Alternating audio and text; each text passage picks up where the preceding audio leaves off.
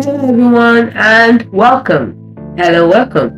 In this video, I'm going to walk you through how to hide your activity on LinkedIn. The first thing you'll do is head over to www.linkedin.com, which is the website for LinkedIn, and you sign in with your credentials. I've already done that. The next thing I'm going to do is, as you can see, I've already done that. I'm going to click on the me icon at the top here, me, to open up my profile. Then from here, I'm going to click on settings and privacy. So next, once this opens up, on the left hand side, we have some options. You can see them. I'm going to click on visibility. And then on the right here, scroll down to visibility of your LinkedIn activity. Then I'm going to click on manage site settings. Click on that and then set this to none.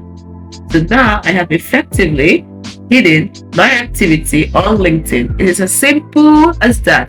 That is how to hide your activity on LinkedIn. Hope you found this video helpful. If you did, like and subscribe to this channel for more helpful tips and tricks like this one, which we put up every day.